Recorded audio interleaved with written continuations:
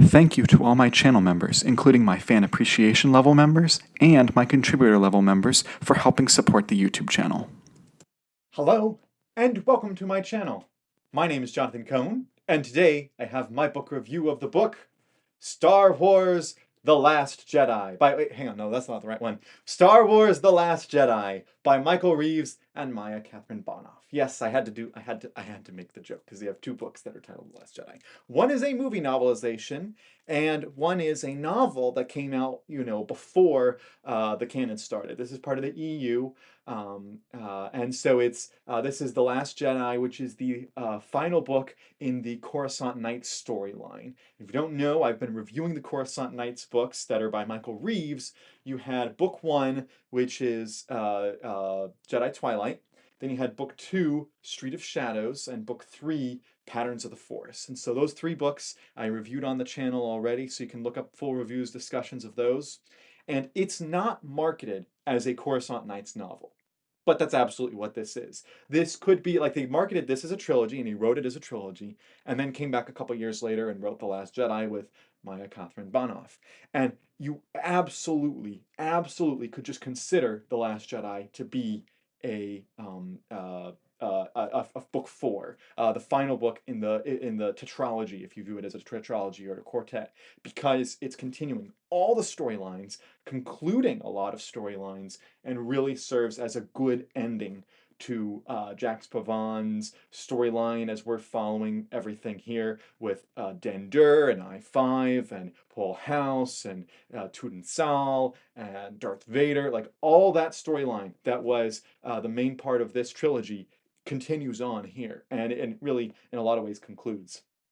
And if the EU had not ended when it did, maybe Michael Reaves or Kaathryn Bohnhoff or both of them could have continued this this universe. There's certainly open-ended stuff at the end of this novel, but as it stands, it actually works quite well as the end of the Coruscant Nights sequence. So that's kind of confusing, and I'm kind of, it's kind of frustrating that it's not marketed exactly like that, but I understand why they didn't, because that was a trilogy, and I think standalones are probably easier. It's easier to sell a standalone than the fourth book in a sequence. That might possibly. I'd be curious about that.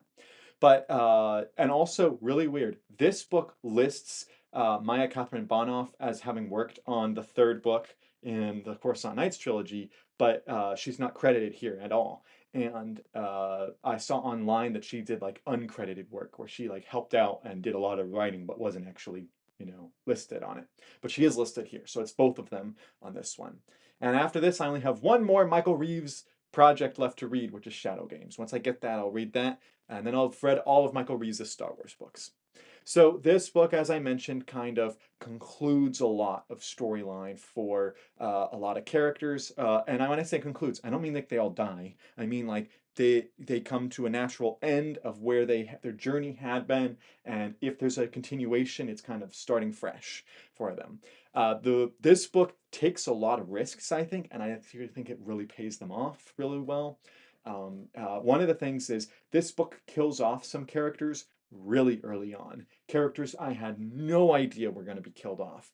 And I fully expected after the end of the Coruscant Nights trilogy where the story was going. And I was kind of right. But what the authors do is about 50 pages in, there's a big action sequence, some characters die, and it really reframes the whole way the story goes, and it makes it so interesting.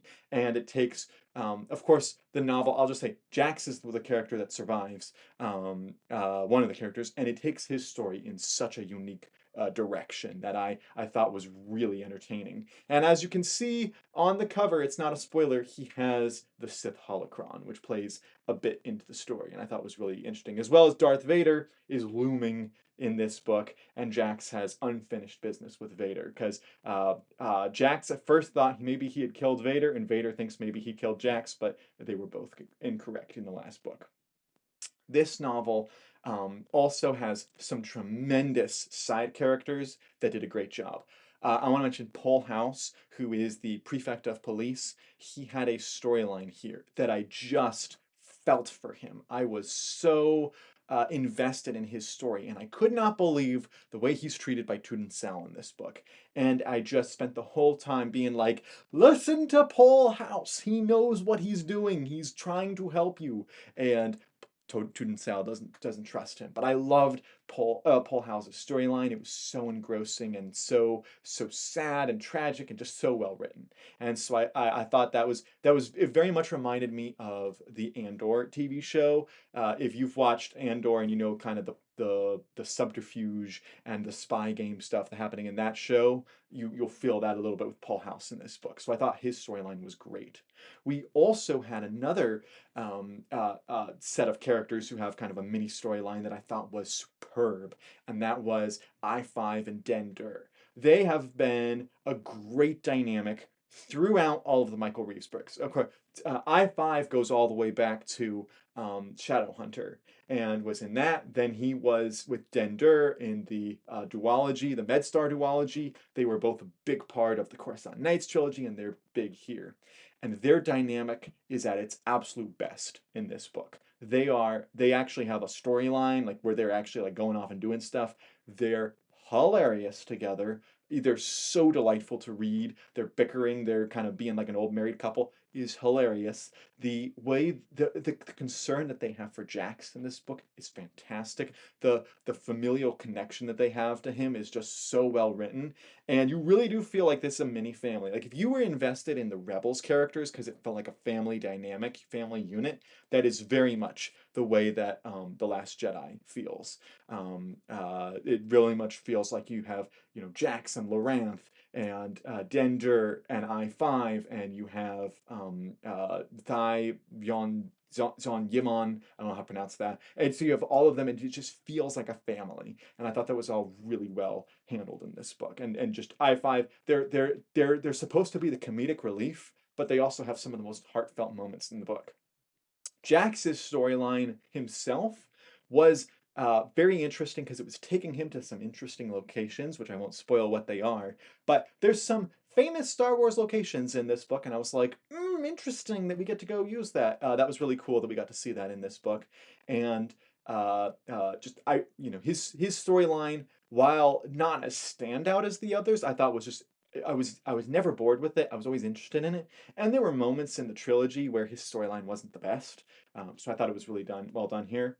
It's in the Dramatis Personae, so it's not a spoiler to say that Prince Xizor shows up, although he has a very limited page time. So if you are looking at the Dramatis Personae and you're like, it's a Prince Xizor book, he's only in a couple of chapters, if that, and they were very minor appearances in those chapters. So don't set your expectations properly. So this novel, it just does so much so well. It's a pretty long book for Star Wars in that it's like 460 pages. Compare that to the other books, which were like 350 pages. You know, that's a solid length of a Star Wars novel for epic fantasy, of course. You know, epic fantasy people, that's nothing. But for Star Wars, it's a bit longer, and you would be worried that there'd be pacing issues, and there's not. This book's even better paced than the shorter books, and that's because I think Michael Reaves and Kaathryn Bohnhoff really did an excellent job of streamlining the story and telling a really great story here. And so none of it really feels like filler, none of it really feels like it's unnecessary. All of it felt like it worked, and just the story is really entertaining. There's certainly a few nitpicks I have, which would kind of go into spoilers for the book, but I'll just say that I had some issues here and there with it, but generally this is still an excellent book. I think it's the best of the Michael Reaves books besides Shadowhunter. I still think Shadowhunter was his best book by a long shot because it's so different. And then I would say this book's number 2 and Twilight's number 3. Well, Death Star might be number 3. But anyway, like this is still a solid number 2 slot. So I enjoyed The Last Jedi. If you've read The Last Jedi, again, not the novelization of the movie, controversial, but the EU novel, let me know your thoughts in the comments section down below. And until next time, I'm Jonathan, and thank you for watching.